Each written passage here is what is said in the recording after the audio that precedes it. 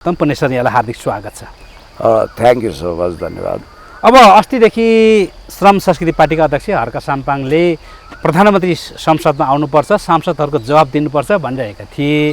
फेरि आजको बैठकमा पनि प्रधानमन्त्री आएनन् छ होइन। यसलाई चाहिँ कसरी बुझ्नुहुन्छ, कसरी हेर्नुहुन्छ, अब के होला?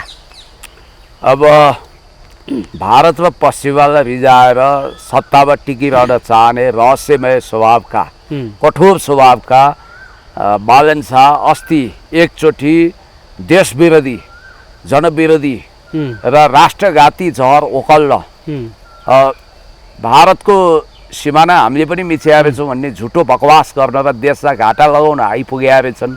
संयोगले त्यतिखेर हर्क साम्पाङजी पार्लियामेन्टमा हुनुहुन्न थियो। त्यसपछि लापत्ता भएको प्रधानमन्त्री कुनै पनि सार्वजनिक समारोहमा देखिया छैनन्, औपचारिक समारोहमा गएका छैनन्, मिडियाबाट बचेका छन्। मेरो भनाइको मतलब चाहिँ के हो भने, मेरो भनाइको मतलब यही हो कि प्रधानमन्त्री बालन शाह उर्फ बालेन्द्र शाह अहिले संसदबाट भाग्दैछन्। उनलाई जवाफदेही हुनु छैन, उत्तरदायी हुनु छैन। उनले त हिजोभन्दा बढी तिखा प्रश्नको सामना गर्नुपर्नेछ। अझ उनले त सोसरी भन्नुपर्नेछ। उनले त अझ जनता सामु माफी माग्नुपर्नेछ र संसदको रेकर्डबाट उनको आपत्तिजनक जुन देश विरोधी अभिव्यक्ति छ त्यसलाई हटाइ माग्नु छ। त्यस कारणले गर्दाखेरि उनी संसदमा छरिरहेका छन् र उहाँ संसदमा नआउनुको अर्थ चाहिँ गैर जिम्मेवार बन्नु। भनेपछि फेरि पनि म चिप्लिन्छु कि कतै भन्ने मनमा कता कता डरले नै उनी नआएका हुन् भन्ने बुझ्नु होइन नि। अस्ति कहाँ त्यो भावनात्मक रूपमा आवेशमा आएर बोलेको कुरो होइन। के हो त त्यो? त्यो प्री प्लानमा नेपाली ब्रोले जसरी आवेशमा आएर आफ्नो त्यो नाम नलिउ, त्यो हत्या हिंसाको नामै नलिउ, अराजकको नामै नलिउ, नेपाली ब्रो भने अराजकको नामै नलिउ क्या। जसरी कुनै हत्याराले सुनियोजित प्लान मिलाएर योजना बनाएर ढोकेर हत्या गर्छ, त्यसै गरी देश विरुद्ध जहर ओकल्न सायद कुरेर जुराएर प्री प्लानमा स्क्रिप्ट सहित आएर बोल्या हो। त्यो कतिखेर बोलियो? टाइम स्क्रिप्ट चाहिँ कसले लेखिदिएको थियो त प्रधानमन्त्रीले बोल्दाखेरि? अब त्यो होला डिप स्टेटको इसारा होला। डिप स्टेटको त्यहाँ त तपाईँको के थियो भने सधैँ नै चाहिँ लिखित प्रश्न उत्तर पढ्ने बानी। प्रधानमन्त्री बालन शाह चाहिँ फेस टु फेस सवाल जवाफ गरे, कुनै लिखित थिएन त्यहाँ भन्ने कुरो पो आएको थियो त त्यति बेला। त्यो लिखित भए पनि नभए पनि उनी जे बोल्न गएका थिए बेप्रासङ्गिक ढङ्गले त्यो बोले। जस्तो उनलाई लिपुलेकको विषयमा सोधिएको थियो। अब सिमाना मिचेको भनेको गम्भीर कुरा हो नि सर।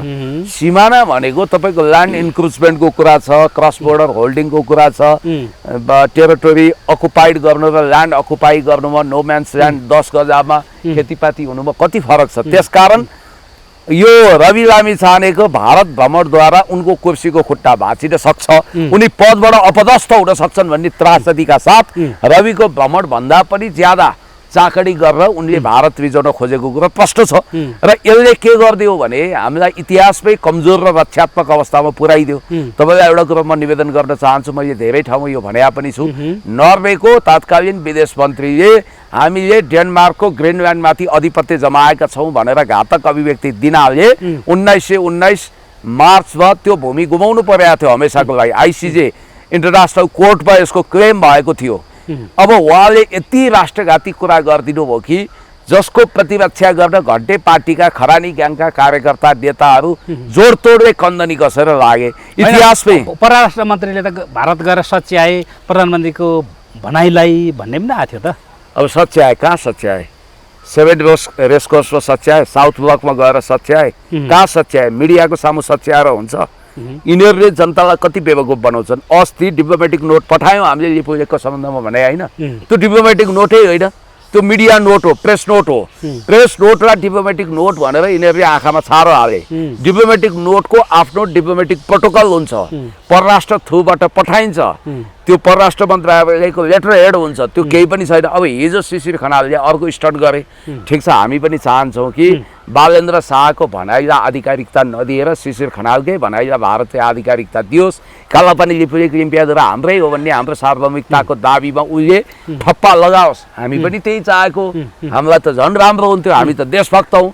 तर कुरा कहाँ गडबडी भयो भने इन्द्रजी म तपाईँलाई एउटा सम्झना गराउन चाहन्छु सुहागरात चौरमा हुँदैन कोठामा हुन्छ परीक्षा केन्द्रमा तोकिएको समयमा परीक्षा हुन्छ मानव कुनै डिस्टिङसन ल्याउने वा टपर हुने टाइपको डाक्टर बाबुराम भट्टराई टाइपकै मान्छेको परीक्षार्थीको परीक्षा छुट्यो तपाईँलाई म उदाहरण दिन्छु ऊ हस्याङ फस्याङ गयो केही कारणवश उसको गाडी ढिला भयो के भयो हस्याङ फस्याङ गयो 50वटा मिडिया लग्यो शिक्षाविद लग्यो सारालाई लग्यो उसले के भन्यो म एउटा चिट प्रयोग गर्दिनँ म एकदमै ट्यालेन्ट स्टुडेन्ट हुँ मलाई एउटा मौका दियोस् मैले तपाईँको क्वेसन पेपर पनि हेरेको छैन मलाई त्यो कापी र क्वेसन पेपर दियोस् त्यही समय 4 घन्टा हो मास्टर्सको त 4 घन्टा हुन्छ परीक्षा 4 घन्टाको समयमा सारा मेरो चेक गर्नुहोस् मलाई परीक्षा दिने मौका दिनुहोस् भन्दैमा परीक्षा दिन पाउँछ हो डिप्लोमेटिक कुरा पनि के हो भने त्यही ठाउँमा गर्नुपर्ने हुन्छ जस्तो शिशिर खनालले भारतीय आफ्नो काउन्टर पार्ट एस जयशङ्करसँग जोइन्ट स्टेटमेन्ट निकालेका छैनन्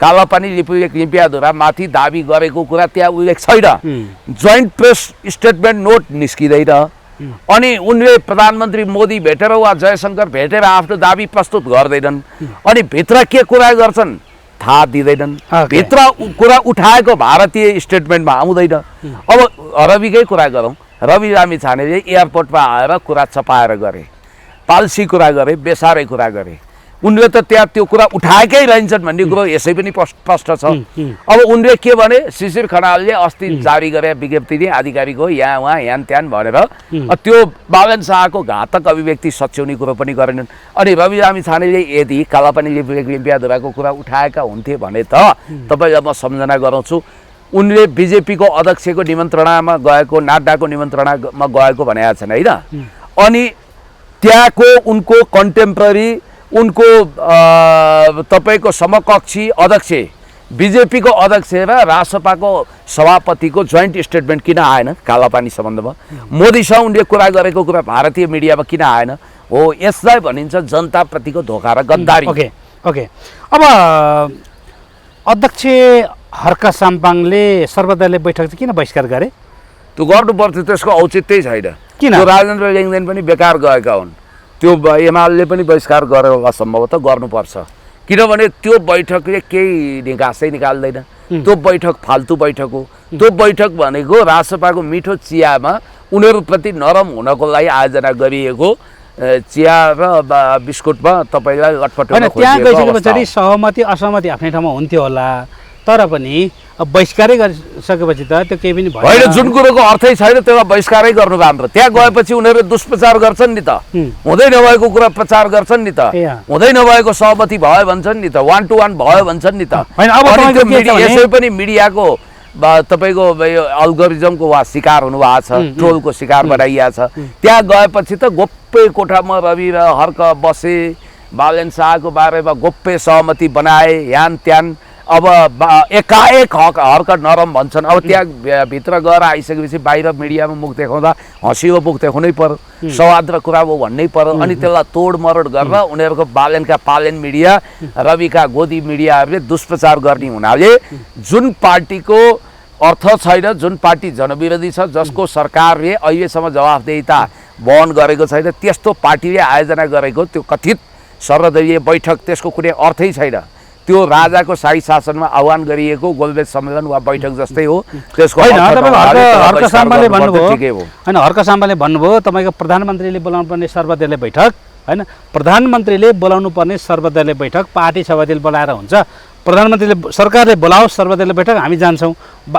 रविले बोलाएर हुँदैन भन्नुभयो क्या है पहिलो कुरो त रविको पार्टी यो रासपा पार्टी अब महाधिवेशन गर्छु भनेर हिँडेको छ उसको आन्तरिक काम हो गरोस् के गर्छ तर यो पार्टी भित्र अधिकांश अपराधको पृष्ठभूमि बोकेका मान्छेहरू रहेछन् तपाईँले नाम नलिन भन्नु नाम त यहाँ लिनै पर्ने हो त्यो नेपाली भो भन्ने पनि त रासपाकै सदस्य रहेछ नि त होइन भए पनि त्यो साधारण कार्यकर्ता कहाँ यसो साधारण लिएका थियो होला होइन त्यस्तो उसको हैसियतै त्यस्तो ठुलो नेता बन्ने नै हैन त्यस्तो होइन नि सर तपाईको कुनै पनि पार्टीले सदस्यता दिँदा त्यसको पृष्ठभूमि हेर्छ त्यसको भविष्य हेर्छ त्यतिकै पार्टी सदस्यता दिँदैन दुई खालको सदस्यता हुन्छ एक खालको भेटरान सदस्यता जसलाई सङ्गठित सदस्यता भन्छ अर्को चौबन्दी साधारण सदस्यता ठिक छ सर त्यो सदस्य भए पनि केही फरक नै त्यो त्यसको कुरै नगरौँ होइन यो त्यतातिर त्यो कसले के गर्छ त्यो हामी राजनीतिक इस्युमा कुरा गरौँ अब आज संसदको बैठक त बस्यो प्रधानमन्त्री नआए पनि होइन त्यहाँ हर्क साम्पाङले जसरी भए पनि प्रधानमन्त्री आउनुपर्छ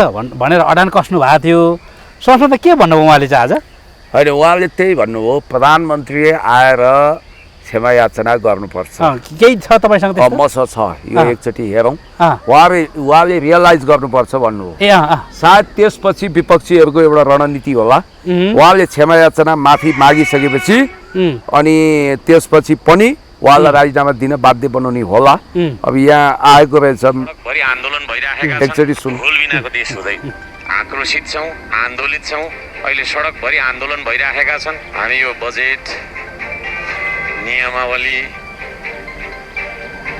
अरू विषयहरूमा प्रस्तुत गर्न खोजिरहेका छौँ, तर देशको सिमानाको विषय सबैभन्दा प्रधान विषय हो। देशकै प्रधानमन्त्रीले संसदको रोस्ट्रममा उभिएर जुन खालको अभिव्यक्ति दिनुभएको छ, त्यो अभिव्यक्ति अविलम्ब सच्याइनुपर्छ भनेर हाम्रो माग रहिआएको छ। तर यतिका दिनसम्म सदनलाई स्थगित गर्दाखेरि उहाँले कुनै किसिमको वक्तव्य पनि निकाल्नु भएन। आज उहाँ आउनु पनि भएको छैन, आउने छाँटकाँट पनि छैन। र हामी चाहिँ अरू कार्य तपाईँको चाहिँ सूचीमा प्रवेश गरौँ भन्ने खालको सभामुखज्यूको जुन आग्रह रहेको छ, यो हामी स्वीकार्न सक्दैनौँ। उहाँले यो सिमानाको बारेमा हाम्रो देशले छिमेकी मुलुकलाई कहाँनिर चाहिँ के अरे सिमाना अतिक्रमण गरेर छौँ हामीले भन्ने बारेमा चाहिँ उहाँले पुष्टि गरिदिनुपर्छ कि त होइन भने नेपाली जनतालाई सम्बोधन गरेर उहाँले त्यो आफ्नो भनाइलाई सच्याउनुपर्छ, त्यसलाई माफी माग्नुपर्छ भन्ने त्यो तपाईँको शब्द पनि प्रयोग नगरौँ। उहाँले आफ्नो भनाइ सच्याउनुपर्छ, हामी यो माग राख्न चाहन्छौँ। त्यो कुरा नसचिन्जेलसम्म हामी अन्य विषयमा प्रवेश गर्नु भनेको मिथ्या रहन्छ, किनभने देश रहनको लागि भूगोल चाहिन्छ होइन। देश भन्ने हाम्रो परिकल्पना र आफ्नो भावना मात्रै हुँदैन, भूगोल बिनाको देश हुँदैन। त्यसो भएको कारणले गर्दाखेरि हाम्रो भूगोलमा होइन विभिन्न खालका चाहिँ बेला बेलामा भइराखेका अतिक्रमणहरूको विरुद्धमा संरक्षणको, रक्षाको नीति लिनुको साटो अहिले हामीले जे खालको चाहिँ के अरे सुनिरहेका छौँ प्रधानमन्त्रीज्यूको मुखबाट, त्यसले हामी अत्यन्तै धेरै दुखी छौँ, आक्रोशित छौँ, आन्दोलित छौँ। अहिले सडकभरि आन्दोलन भइरहेका छन्। त्यसो भएको कारणले गर्दाखेरि यो देशको शान्ति सुरक्षाको लागि पनि उहाँले आएर आफ्नो वचन सच्याउनुपर्छ। म त भन्छु नेपाली आर्मीलाई, नेपाली सेनालाई सेनामा लगेर तैनात, तपाईँको सिमानामा लगेर तैनात गर्नुपर्छ। नेपाली सेनालाई राख्नुपर्ने ठाउँ चाहिँ सिमानामा हो, तर अन्यत्रै प्रयोग भइरहेको कुरा छ। त्यसतर्फ पनि सरकारले तपाईँको चाहिँ के अरे ध्यान दिनुपर्छ। र उहाँले भन्नुपर्ने कुरा चाहिँ अरू मन्त्रीहरूले, परराष्ट्र मन्त्रीज्यूले अथवा कोही कसैले अरूले आएर सच्याइदिने भन्ने खालको कुरा पनि मैले सुनिरहेको छु। त्यो पनि हामीलाई मान्य हुने छैन। उहाँको मुखबाट निस्केको त्यो जुन छ होइन शब्द, उहाँकै मुखबाट निस्केको शब्दले सच्याउनुपर्छ भन्ने माग हाम्रो। म यो कुरा राख्न चाहन्छु। धन्यवाद। भूगोल बिनाको देश हो। पक्कै पनि राजनीतिक विश्लेषक हाम्रो सुरेन्द्र केसीले पनि भन्दै हुनुहुन्थ्यो हर्क साम्पाङ कानुनको धारा टेकेर चाहिँ बोल्ने मान्छे रहेछ, बोल्नु हुँदो रहेछ भन्दै हुनुहुन्थ्यो। तपाईँले पनि यहाँ ठ्याक्क अहिले सुनाउँदाखेरि विभिन्न के धारासारा के भन्दै हुनुहुन्थ्यो होइन। देश रहनलाई भूगोल रहनु हुनुपर्छ, भूगोल बिनाको देश हुँदैन भनेर अडान कसेको देखियो। अरू के उहाँको भनाइबाट चाहिँ के कन्क्लुजन निकाल्न सकिन्छ सर हामीले? उहाँको दुई तिनवटा कुरा छ। उहाँको बढी संवेदनशीलता कहाँ पोखिएको छ भने देश भनेको सबभन्दा ठुलो कुरा हो, हुन पनि हो। देशको सार्वभौम सत्ताको सवाल र प्रधानमन्त्रीले दिएको गद्दारीपूर्ण अभिव्यक्ति भाषा यो प्रयोग गर्न त्यहाँ मिल्दैन। हामीले मिडियामा भन्न मिल्यो। उहाँको सङ्केत के थियो भने राष्ट्र विरोधी, राष्ट्रघाती अभिव्यक्तिलाई अरूले आएर करेक्सन गरेर हुँदैन, किनभने प्रधानमन्त्रीले बोलेको कुरालाई नै इन्टरनेसनल कम्युनिटीले भ्यालिडिटी दिन्छ। अर्थात् अन्तर्राष्ट्रिय समुदायले परराष्ट्र मन्त्रीलाई सहायक ठान्छ। मुख्य व्यक्ति भनेको प्रधानमन्त्री हो। तिमीहरूको प्राइम मिनिस्टरले मिडियामा होइन, कुनै टेलिभिजन इन्टरभ्यूमा होइन, कुनै पब्लिक भाषणमा होइन, सार्वभौम जनताको प्रतिनिधिको थलो प्रतिनिधि सभामा बोलेका कुराहरू भ्यालिड हुन्छ। परराष्ट्र मन्त्री सहायक पात्र हो, तिमीले मिडियाको सामु बोलेका कुराको अर्थ छैन भनिदिन्छ उसले। अर्थात् अहिलेसम्म सरकारको अभिव्यक्ति राष्ट्रसभा सभापतिले सच्याएर पनि हुँदैन, शिशिरले सच्याएर पनि हुँदैन, फिशिरले सच्याएर पनि हुँदैन। अहिलेसम्मको इन्टरनेसनल भ्यालिड स्टेटमेन्ट भने त्यही घातक स्टेटमेन्ट हो। त्यही घातक स्टेटमेन्ट अन्तर्गत भारतले ट्रिट गर्छ। भोलि जसरी नर्वेले डेनमार्कको भूभाग कब्जा गरेका छौँ भनेर त्यहाँको विदेश मन्त्रीले घातक अभिव्यक्ति दिँदा पछि आइसिजेमा मुद्दा जाँदाखेरि इन्टरनेसनल कोर्टमा जाँदा त्यो भूभागै गुमाउनु परेको थियो। त्यसै गरी भारत त्यस्तो मुद्दा लिएर रिपोर्ट हाम्रो हो भन्दै गयो भने हामीलाई त्यो घाटा पर्न सक्छ, हामीले जमिनै गुमाउन सक्छौँ। त्यसकारण प्रधानमन्त्रीले बोलेका कुरामा प्रधानमन्त्रीले जिम्मेवारी लिने हो। तपाईँ गल्ती गर्ने अनि अरू आएर सच्याउने कुरा हुन्छ, त्यो कहाँसम्मको कायदा हो? एउटा बिराउने शाखा पिराउने भने जस्तो बोल्ने प्रधानमन्त्री, घातक अभिव्यक्ति दिने प्रधानमन्त्री। हामीले भित्रबाट थाहा पाउँदैछौँ खबरदार त्यो संसदको रेकर्डबाट सच्याउने होइन भनेर शासन दिने आदेश दिने प्रधानमन्त्री, संसदमा आएर जवाफ नदिने प्रधानमन्त्री, एउटा स्ट्याटस देखेर म यसमा क्षमा याचना गर्छु नभन्ने प्रधानमन्त्री, काहीँ कतै सङ्केत नदिने, अझ कोही मान्छे भेट्ट गयो भने त यो मेरो कुरामा अडान छ भएकै हो त्यो भनेर जिके ढिपी गर्ने प्रधानमन्त्री।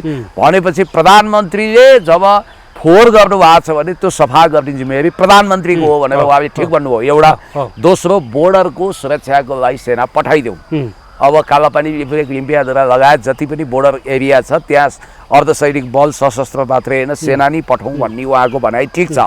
अनि अर्कोतिर म तपाईँलाई भन्छु, उहाँले के भन्नुभएको छ भने जस्तो प्रधानमन्त्रीको जिम्मेवारीपन जवाफदेहिता भएन, राष्ट्र हित विपरीत उहाँले कदम चाल्नु भने त्यो गडबडी हुन्छ भनेर उहाँले भनिरहनु भएको छ। र तपाईँलाई अलिकति यो बोर्डर सम्बन्धी चाहिँ धेरै मान्छेलाई जानकारी रहन्छ। के चाहिँ भन्नु त? होइन, म आफ्नो सूचना तपाईँलाई सेयर गर्छु। पहिलो कुरा के हो भने हामीले के थाहा पाउनुपर्छ भने अन्तर्राष्ट्रिय सन्धि सम्झौता सन्धि सर्पणहरू हामीले बुझ्नुपर्छ।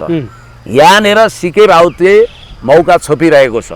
उसले अस्ति के भनिदियो भने एक हप्ता अगाडिसम्म ऊ बालन शाहको बाप बैरी जस्तो कट्टर विरोधी, यो मधेसीको प्रतिनिधि नै होइन, यो पहाडिया राष्ट्रवादको प्रवक्ता हो भनेर कराइरह हुन्थ्यो। अस्ति आएर स्वाट्टै स्वागत गर्यो प्रधानमन्त्रीको यो भनाइलाई।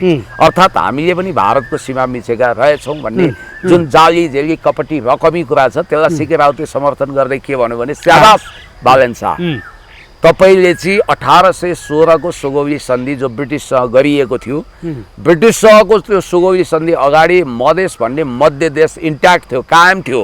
त्यतिखेर पहाडिया शासकहरूले चलाखीपूर्वक ब्रिटिससँग मिलेर 2 लाख रुपियाँमा मधेसका शासक किनेर नेपालमा मिलाए। र बालनको यो अभिव्यक्तिको कारण अब हामीले 1950 को सन्धि पनि पहिल्याउनु पर्ने भयो। 1950 को शान्ति मैत्री सन्धिमा स्पष्ट भयो, यस अगाडि त्यसको धारा 8 को उपधारा 2 प्रोटोकल एड 2 मा स्पष्ट के उल्लेख रहेछ भने यस अगाडि गरिएका सबै सन्धि सम्झौता स्वतः खारेज हुन्छन् भन्ने बित्तिकै सुगौली सन्धि खारेज हुने रहेछ। अनि सुगौली सन्धि खारेज हुँदा तपाईँले ग्रेटर नेपाल सैद्धान्तिक रूपमा पाउनु होला सर, म भन्दैछु है, तर तपाईँसँग लडेर लिने औकात र तागत छ कि छैन? तपाईँले उत्तराखण्ड, उत्तर प्रदेश, बिहारका कैयौँ राज्य, दार्जिलिङ सिक्किम जम्मै लिनुपर्ने हुन्छ, भुटानको भूभाग लिनुपर्ने हुन्छ। अब तपाईँले त लडाइँ लड्नुपर्छ त्यतिखेर भन्दा हामीले लडाइँ लडेर लिने अवस्था अहिले नभएको हुनाले कि त युनाइटेड नेसनमा जेनरल एसेम्ब्लीमा हामीले स्पेसल रेजोल्युसन पास गर्नु पर्यो कि अन्तर्राष्ट्रिय कोर्टबाट हाम्रो पक्षमा फैसला गर्नु पर्यो। त्यो पनि भिटो पावरयुक्त देशले दिँदैन, अमेरिकाले दिँदैन भन्ने बित्तिकै यहाँनिर जालसाजी के रहेछ भने 1816 को सुगौली सन्धिलाई विस्थापित 1950 को सन्धिले गर्छ। त्यो विस्थापित हुन साथ बालन शाहको यो अभिव्यक्तिले 1950 को सन्धिलाई सक्रिय गराउँछ। यो 1950 को सन्धिले 1816 को सन्धि खारेज गराउँछ एड 2 ले, प्रोटोकल एड 2 ले। त्यसपछि मधेस भन्ने मध्य देश बन्छ।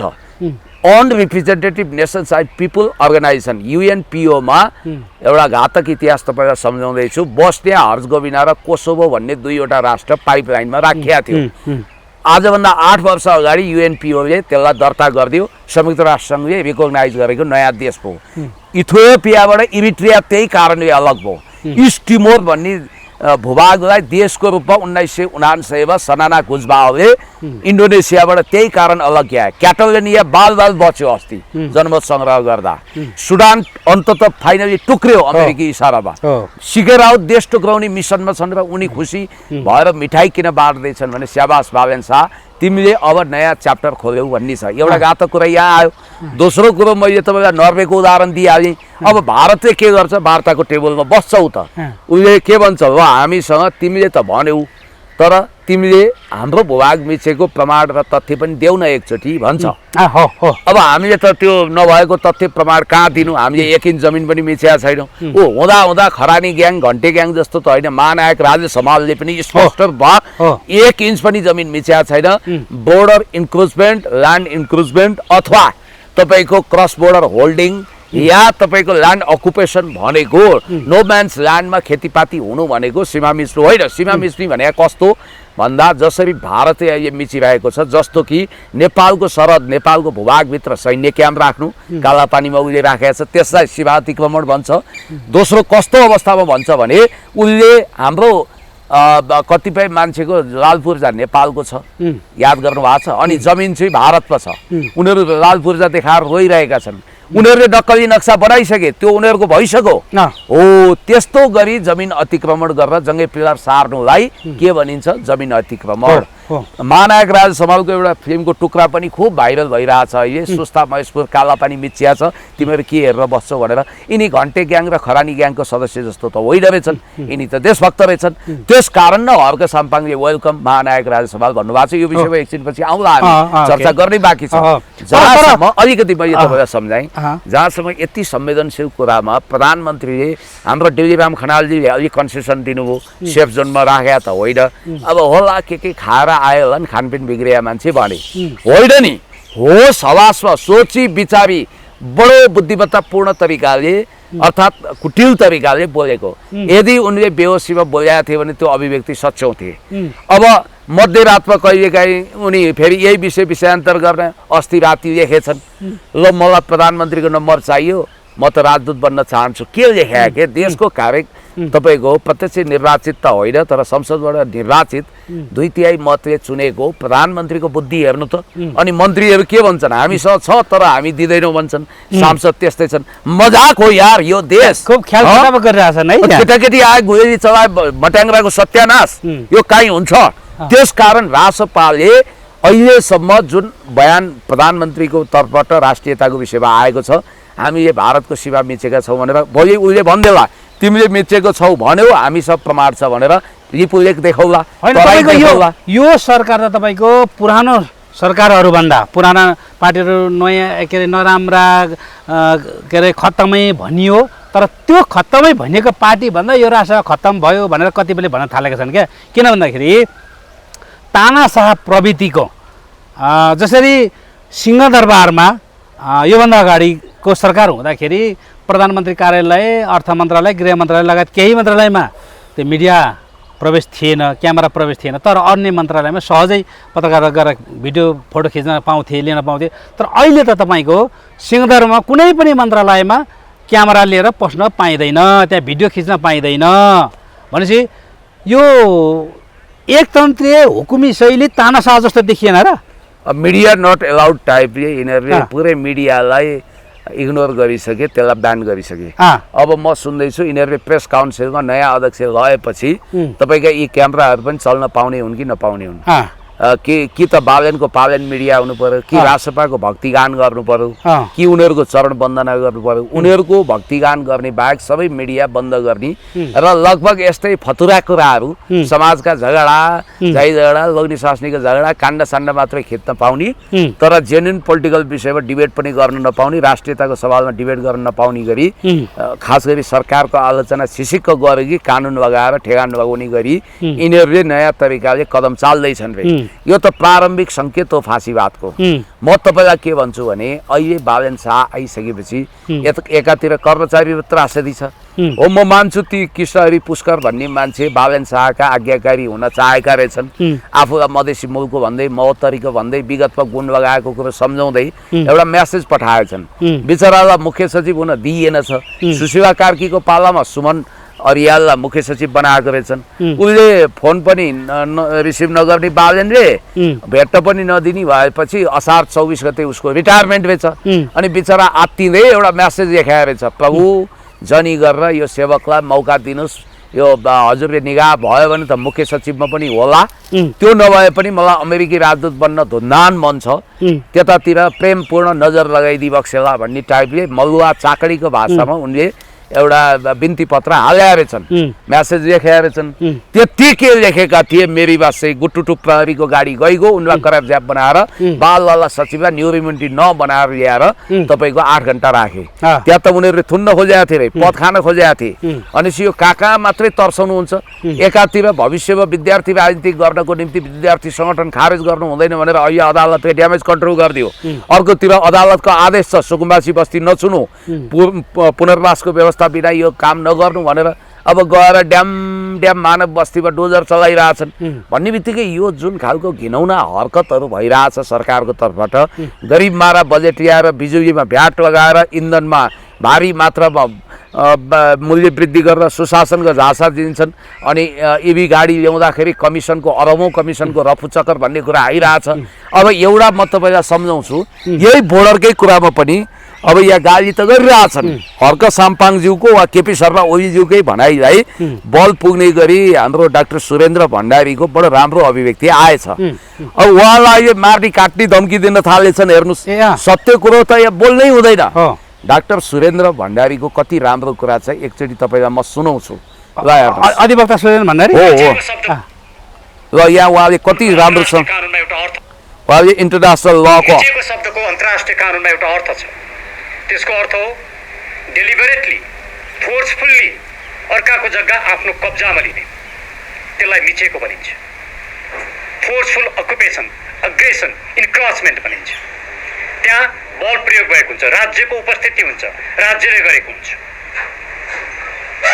नेपालले भारतको 1 इन्ची भूमि पनि मिचेको कुरा आजसम्म न भारतले भनेको छ, न कुनै अन्य मुलुकले भनेको छ, न नेपालभित्रका कुनै सङ्घ संस्था, रिसर्च इन्स्टिट्युसन, बुद्धिजीवी, मिडिया कसैले भनेको छ। कसैले नभनेको तथ्य उहाँले कहाँबाट थाहा पाउनु भयो? कसैले नभनेको तथ्य संसदमा गएर उहाँले बोल्ने जुन काम गर्नुभयो, यसले यो संविधान विपरीत छ, सार्वभौम सत्ता विपरीत छ र यो आफैमा एउटा राजद्रोह हो। उहाँले राजद्रोहको काम गर्नुभएको छ। होला सरकार उहाँको छ, उहाँमाथि कसैले प्रश्न गर्न सक्दैन, उहाँलाई कसैले मुद्दा चलाउन पनि सक्दैन। तर समय सधैँ एउटै हुँदैन।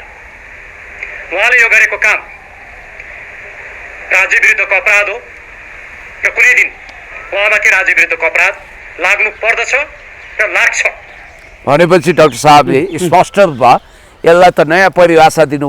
उहाँको भनाइको आशय कति क्रिस्टल क्लियर छ। हेर्नु त, भारतले पनि नेपालले भारतको सीमा मिच्या भनेर कहीँ भनेको छैन। मिचेको भनेको फोर्सफुल्ली तपाईँको त्यसरी बल प्रयोग गरेर मिच्ने हो, जसरी भारतले मिच्या छ। नेपालले 1 इन्च पनि जमिन मिच्या छैन। तर सार्वभौम संसदमा गएर झुटो कुरो बोले बापत राज्यद्रोह लाग्छ। यही कुरो पब्लिकले भने भए मुद्दा लागिसक्थ्यो, कुनै सांसदले भने भए। अब हेर्नु न, हाम्रो ध्रुव राईजीलाई अब पार्टी भए माको रिजालमा थाहा पाउनु होला होइन। अब म यहाँ सुन्दैछु होइन, तपाईँको उजुरी नै लिएन अरे, दर्ता भएन अरे भन्ने कुरा आइरहेको थियो। त्यो त एउटा एनजिओले हाल्यो। पहिला यिनीहरूले यहाँबाट ट्रायल गरे, यहाँ उकासे यहाँबाट इमेलबाट पठाइदियो। अब पुलिसले त सकेसम्म किन सांसदलाई चलाउनु भन्छ नि, फेरि गृह जिल्लाको सांसद, पुलिसलाई पनि त्यहाँ काम गर्नु छ होइन। फेरि त्यहाँ सेन्टिमेन्ट भड्किएला भन्ने कुरा छ। त्यो बाँदरबाटै दुःख पाएको ठाउँमा फेरि बाँदर पीडितहरूले फेरि जिल्ला प्रशासन कार्यालय घेरा हाल्लान्। त्यो त त्यही ठाउँ हो नि त, केन्द्र त होइन नि। तर यहाँ चाहिँ यिनीहरूले के गर्दैछन् रे भने मैले पाएको सूचना झुटो होइन भने अब हर्क साम्पाङज्यूलाई पनि यिनीहरूले सकेसम्म बदनाम गरे। त्यो बाइक काण्ड भयो, हेर्नु त होइन। अब उहाँको बिचरा घाउ चोट लागेको छ, अनियन्त्रित भएर बाइक लड्यो। मेरो चोट लाग्यो है साथी हो भन्दा साथ लोहेर काठमाडौँमा मापसै गरेर बाइक लडाएको चाहिँ प्रोपोगन्डा गरेर लोहेर यो हर्केको हरकत राज्य नि नमान्ने, कतिपयले हार्दिक श्रद्धाञ्जलीसम्म लेख्न भ्याए, यतिसम्म बाइक दुर्घटना पर्दाखेरि त्यतिसम्म गिरेर कमेन्ट गरेको देखेँ। यतिसम्म घटिया, यतिसम्म नीच, जबकि उहाँले आफ्नो चोट भोगिसक्नु भएको छ। त्यो गर्नेले अनि ध्रुव राईलाई छोड्दा हुन्। यिनीहरूले के गरेछन् भने अब त्यो नभइजाओस् हामी कामना गर्छौँ, त्यो असफल होस्। अब वन मन्त्रालयमा वन्यजन्तु आरक्षण सम्बन्धी विज्ञहरू, कानुन विज्ञहरू, वन सम्बन्धी कानुन, जनावर सम्बन्धी कानुनका विज्ञहरूलाई बोलाएर गोप्य मन्त्रणा गरियो रे ध्रुव राईको पद कसरी खुस्काउने।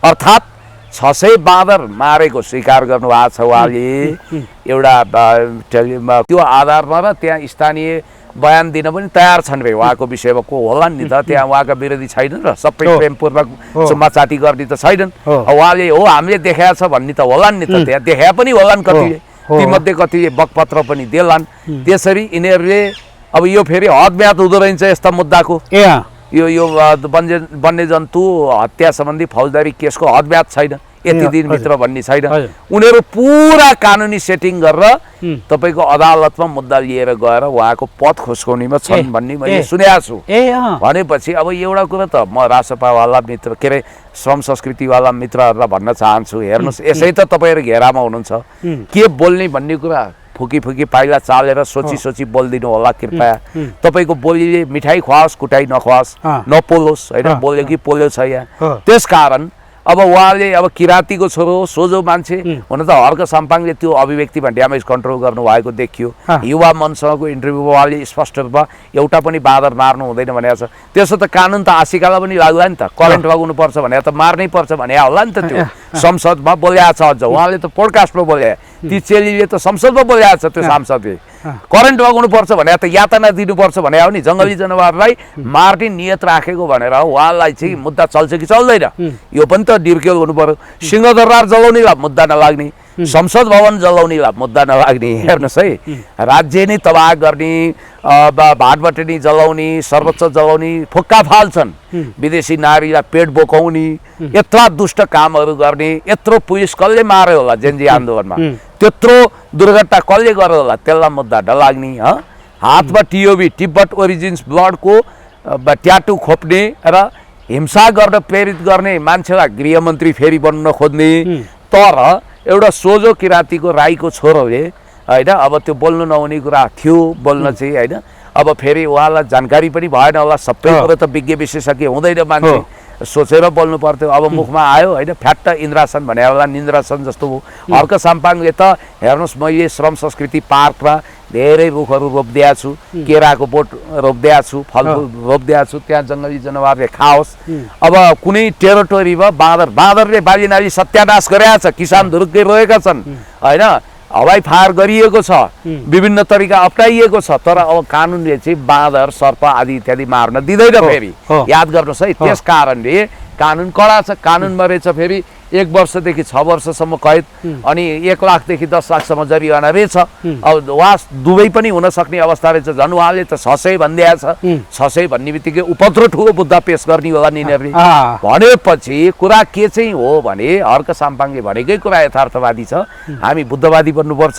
जनावरलाई नियन्त्रण गर्ने हो तिनको रेखदेख गर्ने हो तिनको पालन पोषण गर्ने हो मानव बस्तीमा आउन नदिन एक खालको वैज्ञानिक विधि अपनाउने आजको साइन्टिफिक जमानामा बाँदरलाई मार्नै पर्छ र तर मैले उदाहरण किन दिए भने आज श्रम संस्कृति पार्टी नेकपा एमालेका सांसदहरूको नेताहरूको सानोभन्दा सानो गल्तीको यिनीहरूले अधैर्य प्रतीक्षा गरे तर आफ्नो जिउमा त यिनीहरू भैँसी हिँडे पनि देख्दा रहन्छन् अहिले सबभन्दा मानवाधिकार आयोगको प्रतिवेदन आयो त्यसमा बालेन्द्र शाहजीलाई सेफ जोनमा राखिया छ भोलि अनुसन्धान होला होइन तर अरूको त नामै किट्या छ त रवि लामिछानेको नाम किट्या छ सबैको छ कर्णेल कुमार रामालाई बेलायतमा करार बनाए यही कारणले त्यस कारण म तपाईँलाई के भन्छु भने आजको मितिमा जसरी यो हर्क साम्पाङज्यूले राष्ट्रियताको बेडा उठाउनु भएको छ त्यसमा उहाँलाई स्याबासी नदिइरहन सकिएन म अन्तिममा छु अब महानायक राजेश हमाललाई पनि श्रम संस्कृति पार्टीमा वेलकम छ श्रम संस्कृतिबाट चुनाव लड्नुपर्छ भनेछ नि हर्क साम्पाङले कि आउला नि त होइन त्यो आउनुहुन्छ आउनुहुन्न उहाँको चोइस हो उहाँले त्यसमा कुनै नराम्रो कुरा भन्नुभएको छैन त्यसमा नकारात्मकता देखाउनु भएको छैन मेरो महानायक राजेश हमालको ज्यूको वरिपरि भएका व्यक्तिहरूसँग बाक्लो सम्बन्ध छ मैले चाहिँ भने आफै टेलिफोन गरेर पनि बुझ्न सक्छु तर म अब त्यो किन नजानी गाउँको बाटो सोध्नु यस्तो किन बढी अजासु अति जान्ने सुन्ने हुनु भनेर मैले नबुझाएँ मसँग उहाँको टेलिफोन पनि छ मलाई बुझौँ भन्ने पनि एकचोटि चाहिँ लागेको छ तर मलाई जहाँसम्म लाग्छ उहाँले नयाँ शक्तिमा अत्याधिक मन पराएको हर्क साम्पाङजी चाहिँ पक्का हो यो उहाँले भोकल्ली मसँग पनि भन्नुभएको छ अब हिजो आज त कहिले तपाईँको कहाँ भन्नुभयो भने म तपाईँलाई भनिदिन्छु अँ। त्यो प्रसङ्ग त त्यस्तो नआउनु पर्ने ठाउँ थियो। उहाँले मेयर भर्खर जित्नु भएको थियो। राजेश हमालको भाइ राकेश हमालको 13औं दिनको काम थियो। लाइन चौरमा म र सर्वेन्द्र खनाल गएका थियौँ। उहाँले रवि लामिछाने त्यतिखेर बालेन शाह मेयर थिए। बालेनको चर्चा गर्नु भएन, रविलाई मन नपराएको त्यही बेलामा भन्नुहुन्थ्यो। उहाँले हर्क साम्पाङ चाहिँ मान्छे अलिकति देशलाई चाहिने मान्छे हो, उहाँको शब्द त्यो थियो त्यतिखेर है। त्यसपछि मैले बुझाएको छैन। र अहिले महानायक राजेश हमालले जसरी विवेकपूर्वक बुद्धिमानी तरिकाले देशको बारेमा चिन्ता जताएर बोल्नुभयो नि, उहाँको बुवा त राजदूत हुनुहुन्थ्यो। उहाँ कुनै ऐरे गैरे भइरहे हो, पढेको मान्छे, बुझेको मान्छे, रसिया बस्नुभयो, भारत बस्नुभयो। तर पनि राजसभाका कार्यकर्ता त तपाईँको अन्धा धन्दा राजसभाले गाली गरिराखेको अरे अहिले गालीको बौछावरको कुरै छोड्नुहोस्, यो यसो डेढे सेडे के भनेका छन् भनेका छन्।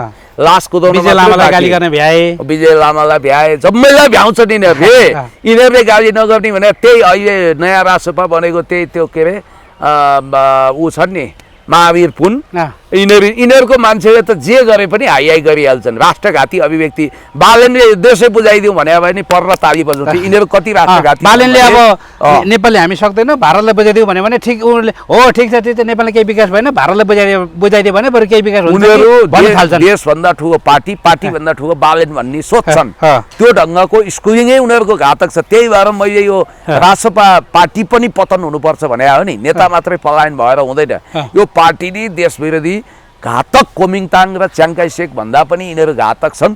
त्यसकारण यिनीहरूको होल पतन हुनुपर्छ, सर्वस्व पतन हुनुपर्छ भनेर भने हो।